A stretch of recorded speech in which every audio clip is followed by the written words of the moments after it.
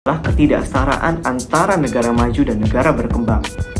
Negara maju yang telah banyak berkontribusi terhadap emisi gas rumah kaca bagi negara berkembang yang belum memiliki keuangan yang sama dan juga teknologi yang mumpuni seringkali merasa dirugikan.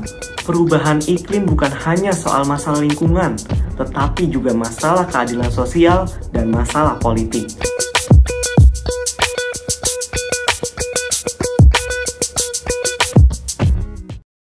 Di tengah keindahan alam yang memukau, bumi kita menghadapi tantangan yang belum pernah terjadi sebelumnya. Setiap detik, perubahan iklim mengubah lanskap kita, mempengaruhi kehidupan jutaan orang, dan menguji batas kemampuan kita untuk bertahan. Dari puncak gunung hingga kedalaman lautan, dampaknya terasa di mana-mana. Namun, di balik setiap tantangan ini, tersembunyi kesempatan untuk berubah, untuk berinovasi, dan untuk bekerja sama demi masa depan yang lebih baik.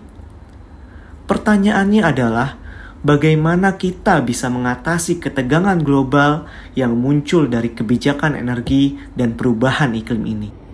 Saya Singgi Maulana, dan dalam video kali ini, saya akan membahas terkait bagaimana kebijakan energi dan perubahan iklim menjadi sumber utama ketegangan yang ada di dalam kancah global. Isu ini sangat relevan karena dampaknya terasa di seluruh dunia. Namun, ketegangan antara negara maju dan negara berkembang terkait kebijakan energi dan perubahan iklim selalu memunculkan perdebatan yang sangat hangat. Setiap tahunnya, negara-negara di seluruh dunia berkumpul dalam pertemuan internasional seperti COP atau Conference of the Parties dalam rangka untuk merumuskan kebijakan perubahan iklim yang dapat menanggulangi ancaman terhadap planet kita. Namun, meskipun telah ada banyak kesepakatan, implementasi kebijakan ini selalu dihadapkan pada tantangan besar. Salah satu isu utama dalam pembicaraan kali ini adalah ketidaksetaraan antara negara maju dan negara berkembang. Negara maju yang telah banyak berkontribusi terhadap emisi gas rumah kaca sejak revolusi industri seringkali diminta untuk mengurangi emisi lebih banyak lagi. Namun, bagi negara berkembang yang belum memiliki keuangan yang sama dan juga teknologi yang mumpuni seringkali merasa dirugikan, karena mereka juga membutuhkan pertumbuhan ekonomi untuk kesejahteraan rakyat mereka. Sebagai contoh, negara-negara seperti Amerika Serikat yang memiliki tingkat emisi per kapita yang jauh lebih tinggi sering mendapat tekanan untuk mengurangi emisi karbon mereka secara signifikan.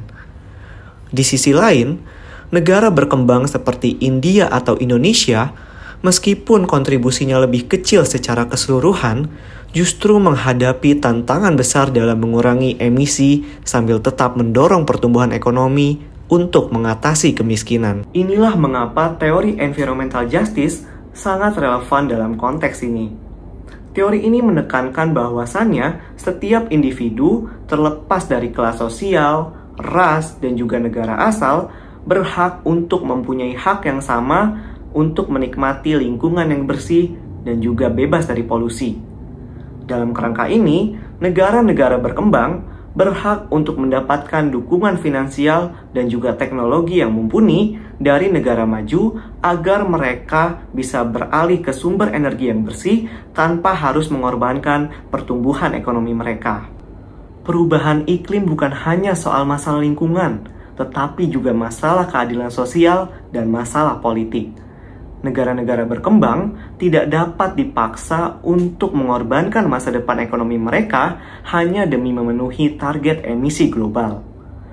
Mereka memerlukan teknologi yang ramah lingkungan dan juga pembiayaan yang adil agar bisa berkembang secara berkelanjutan.